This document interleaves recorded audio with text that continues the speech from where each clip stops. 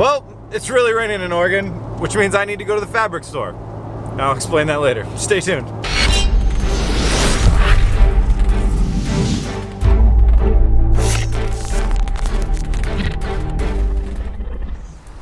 Is fabric the future of automotive waterproofing? I think it's slightly possible.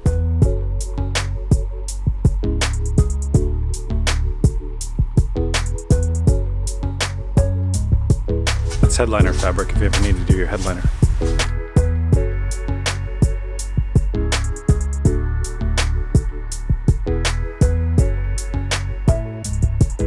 I don't think we can afford to go emu waterproofing. It's $30 a yard.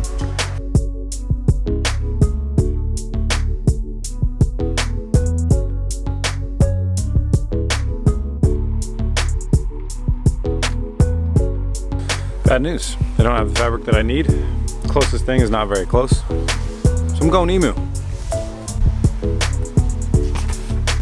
I don't know how Joann's works. Am I supposed to take the whole thing up there?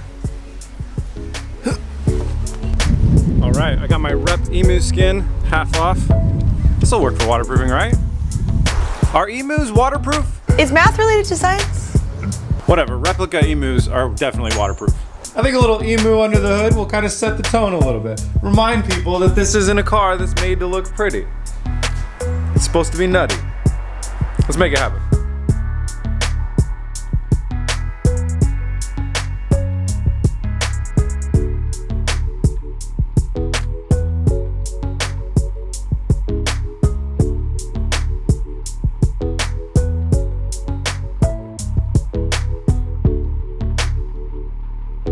All right, waterproofing is pretty much done. So we got our emu skin just chilling under the wheel wells. I mean, all this is meant to do is basically, like, some cars, they use a cloth instead of a plastic fender liner.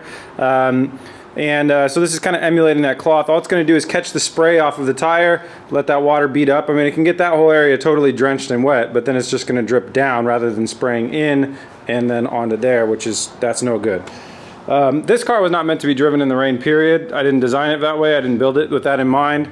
But we got to get it to California, which means we're going to have to drive it through the rain a little bit. So that was a fun hour of emu skinning. I dig it. All right, what's next? Injectors? Bad news on the injectors? All right, the bad news about the injectors is that they don't fit. These injectors were sold to me as a direct drop-in replacement for those injectors, and they don't fit. And I don't have time to special order in the parts that will make them fit. So we're hosed. No upgraded injectors means no SAFC, which is kind of convenient because there's no dyno time available at all for the whole rest of the month. So we would have had to try and street tune that thing, which could have been kind of dangerous. So that's it. I'm sorry. I do apologize. We will eventually get to 500 horsepower, but not on this go round of this build.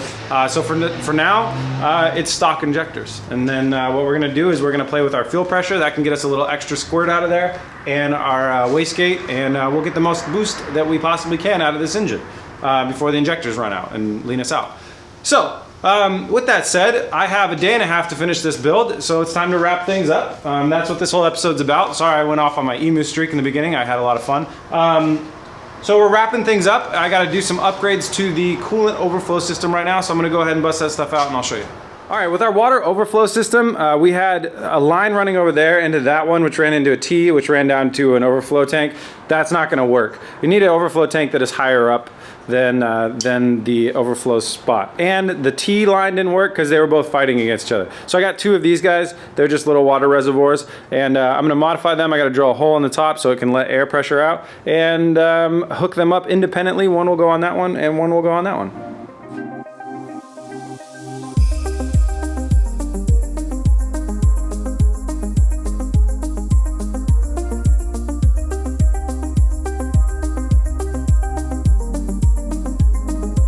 Well, the cooling system reservoirs didn't exactly work out like I would like to. There was not enough room anywhere in here to install two of them, so I installed one down there, which is not as high as I would have liked to get it.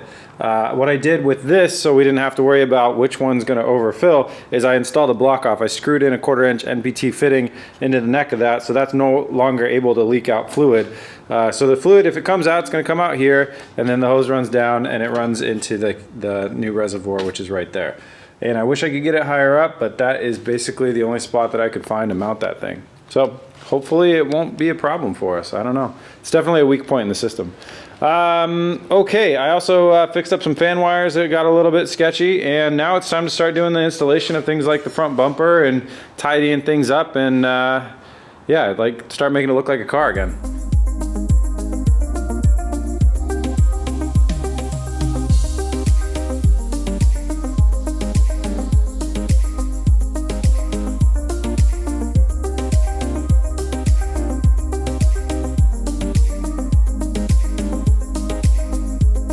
All right, good morning, back for day 2. So you might have seen that last night I was struggling with this hood a little bit. Here's what happened. When we installed that front impact bar, we bolted it down super hardcore, and we cinched a lot of things up when we really bolted that into those frame rails, like ultra hardcore. I don't know why it didn't cinch things up before when we did that, but this time around when we cinched everything up, it kind of brought the 2 wings of the car down a little bit, brought the headlights down a little bit, kind of changed the geometry of the car a little bit, and it brought it down actually too far.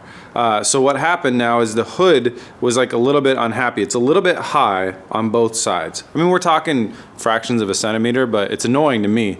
So the way to do that, if we're going to do it the right way, would be to take the front impact bar off, re-drill holes or space out the holes for the core support, slide it up, and then bolt it back in. But unfortunately, I don't have enough time to do that. I really got to finish this car up today. So what we're going to do is we're going to bypass that. We're going to leave that the way it is. But I have these other things that are going to help too. These are the headlight surrounds, and they will help hold the headlights up a little bit more and raise the wings up a little bit more. So those were at my house last night. I forgot to bring them, or I would have installed them yesterday. But I got them. We're back here today, so I'm going to go ahead and install those, which means uninstalling the front bumper, pulling that thing off for the last time, and then we will install these headlight surrounds, and hopefully that'll help out our situation a little bit, and we'll get it all buttoned up and we can get it out of the shop.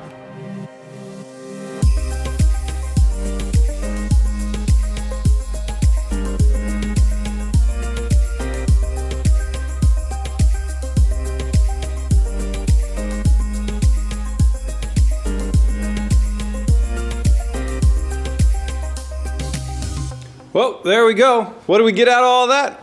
The bumper's a little bit more tidied up on that side, and the headlights are much more securely mounted in the car. But the hood isn't 100% perfect. I'll be totally honest with you guys. There's a little bit of a gap from side to side. It's like on the corners near the headlights, there's a little bit of a gap. In the center, it's straight. I'm gonna call it, it's like an LFA style like aero mod. That's to get more air in right over the headlights for that turbo cooling power. Whatever, I'm cool with that. We're out of time. So, I mean, I could sit around and fiddle with this for 4 hours, or we could just go drive the car. I'm gonna choose to drive the car. So I think we got everything ready to go. I'm gonna go ahead and take it off the jack, get it on the ground. Let's get it outside. All right, we got it out of the shop. I'm a little bit worried with the amount of water with like condensation inside the car because we don't have an AC compressor, we don't have AC, we don't have heater core lines, but that's all right. Let's get it. So what we're trying to do now is drive from here to my mom's place, which is about 60 miles away. This is part of just proving it on the road, and then once we're out in the country, we can play with the boost controller and different things like that if we catch a break in the rain. So, it's never made it 60 miles before. Let's see if we can do it once. It's really coming down. Emu, don't fail me now. We are now 100% fogged in. This car wasn't built for the rain.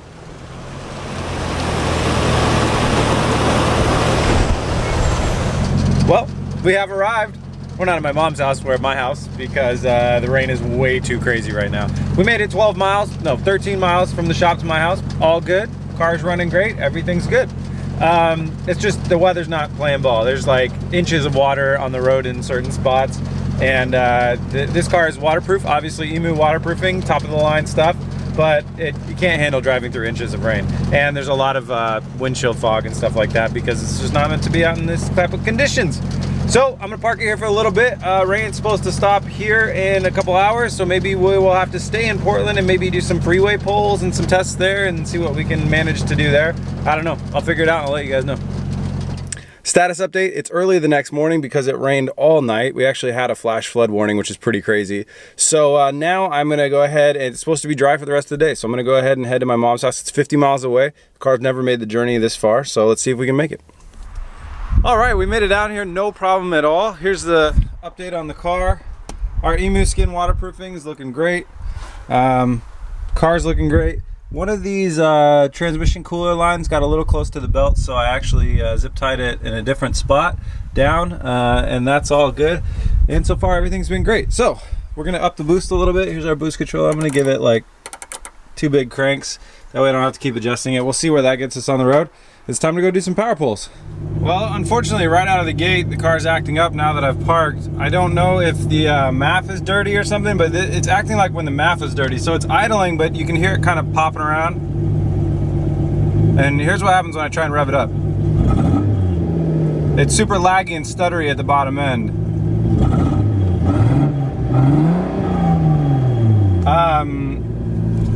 Last time that happened was when the MAF was dirty. I don't know if the smoke coming off of the turbo blanket when it was doing its thing like dirtied the MAF or something, but there's no point in really driving this thing hard right now with this being that way. I guess we could pull the MAF off and try and clean it. Let's go ahead and I'll do that real quick and we'll see how it goes. All right, MAF is clean. Let's give it another shot. Fingers crossed, really.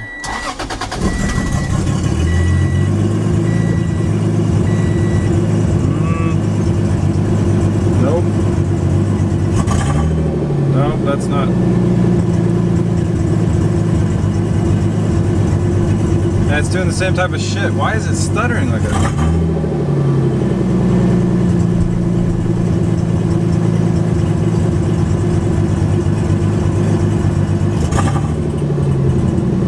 Jesus. This is not a healthy car. Damn it. We got so close. Okay, so I took it for a quick drive and got it up to speed and, you know, just kind of got on it a little bit, and now it's okay. I'm wondering if it's a fouled spark plug. That would make sense. We were running rich for so long, we must have screwed up those spark plugs. So I'm wondering if I should just quickly run down to the auto parts store, buy some new spark plugs, and just do a quick spark plug change out in hopes that we'll get some reliability back. It's so weird, so now it's just running fine. Like, what the hell, man? I can't have it stuttering like this though, or on off, you know, if I'm gonna try and drive it 1,000 miles. All right, I think it's time for new spark plugs. Well, I found a problem. Inside cylinder 1 in here, when I looked in here, I don't think you're gonna be able to see it anymore, but when I popped open the spark plug for cylinder 1 and looked down there, there was water. I put some tissue paper down there to dry up most of it and got a lot of it out. Now I got a air attachment right here, and I'm gonna blow it out and clean it out the best I can. What most likely happened is water came through there, filled up this whole area, and as the car got hot, somehow something expanded in the spark plug or something or other and allowed water into the cylinder there.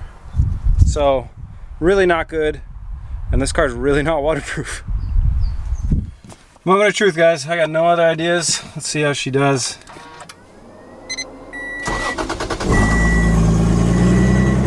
There we go, sounding a lot better.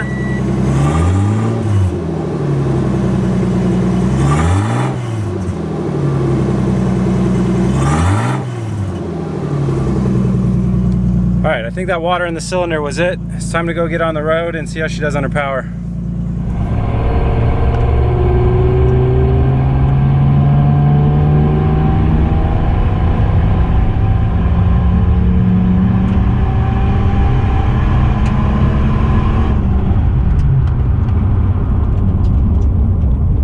That was a good first run. The air fuel ratios went down really well to riching out for the boost and everything. That was really good. I don't think we got much boost out of it, but that was solid.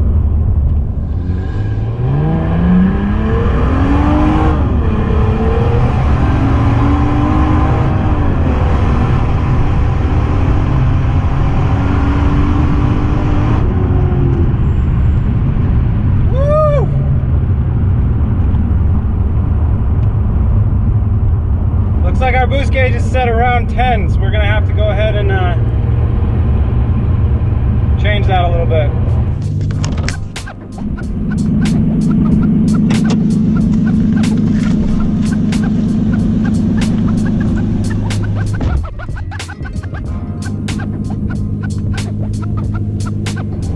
All right, I gave it one full crank. Let's see how it does.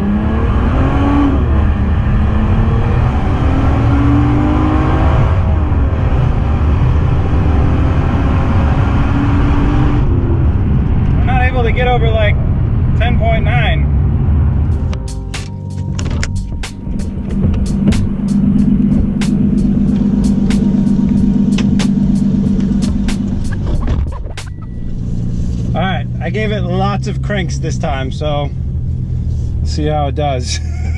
I don't know what it's going to be set at, but it's a lot.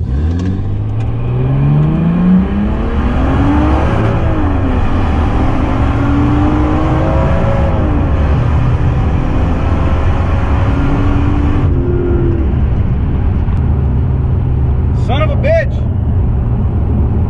I'm only getting 10 pounds of boost. All right, well, that's a lot of fun, but I am disappointed. We're not really able to, I think my peak boost was about 11. That was all I could get to for some reason. I don't know if my blow-off valve is leaking or if we have a boost leak or what's going on. Another interesting thing is I think I'm out of gears at 90 miles an hour. I think I might have built a car that's top speed is 90 miles an hour. It's possible because I have the transmission from the Aristo and I don't have the same final drive line, like in the rear diff, as the Aristo. So it's possible that the way that those two things match up, I could end up with a car that only goes 90. It's so stupid. So, man, I gotta figure that out, I guess. I'm gonna give the car a little break, a little cool down, and then I'll go figure out how fast this car can go. If it can only go 90, there's no point in racing. You go way faster than 90 in a quarter mile. Damn it.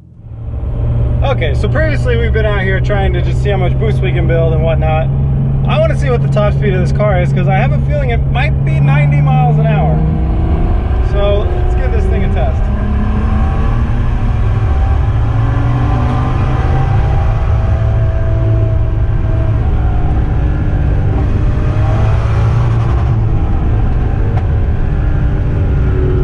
Well, that was the rev limiter right there. Oh, transmission was in the wrong gear.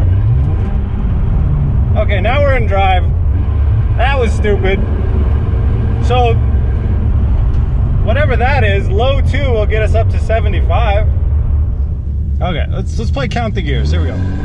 First, second,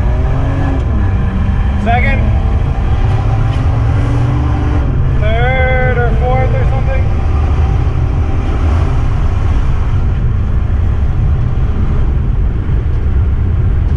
Okay, then we hit 5th gear at 96 miles an hour, we hit 5th gear. Okay, that's some worry off of my back there. All right, now that I know we can go over 90, 90 is the top of 4th gear, not 5th gear. Then we have a whole nother gear left. Now, excuse the car, it makes noises. Now I've completely loosened up the boost controller. Let's see what we can do here.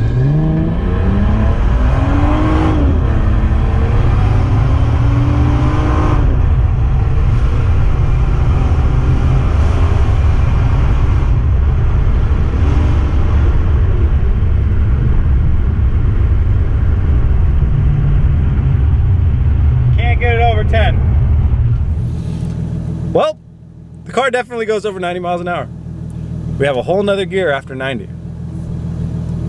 We can't make more than 10 pounds of boost for some reason. So that I will have to figure out.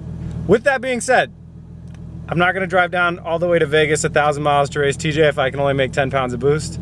I really wanted to go down there and hang out, but that's just not gonna happen. I'm not gonna drive the most unreliable car I've ever had in my life 1,000 miles to go race when I know I'm gonna lose. So I'm just taking myself out of the race. I'm calling this a loss for BS for Build. TJ wins this one without even driving. He'll probably break his car at the demo anyways. We know that's what's gonna happen, and then we would have both had shit cars. So I'm gonna take an L on this one, and how about this? I'll bring the Aston Martin down in December. As soon as we're done, I'll bring that down to TJ and we'll race that. So how about that? How about that? So that's it for this episode. What are we doing? What are we doing about that? What's next? The finale's next. I have booked tuning dyno time. That's tuno time for you guys tomorrow. So tomorrow is the finale. We're gonna get it out there. We're gonna meet with Eric, the tuner. We're gonna figure out what's up with this boost, why it's not boosting more. We're gonna get more boost. We're gonna max out these injectors. We're gonna get as much horsepower as we possibly can on the dyno, and then I'm gonna hang my hat and say this build is done. So that's the plan. The finale will be the next episode. Thank you guys so much for tuning in on this one. I am having a lot of fun with this car now that's running right. That was crazy getting water in the cylinder head. I believe what happened was the spark plug was way too loose. I must not have torqued it down high enough, and the crush washer did not function properly. Then when the engine got warm, it actually let water into the cylinder head. Crazy problem, but it happened. So the car's running absolutely great right now. It sounds great, it's running great right now. Dyno tomorrow. That's it. Thank you guys so much for watching. I know you guys love that Emu waterproofing. That shit is legit. If you guys want to do your own, Joann's Fabrics is where you can find it.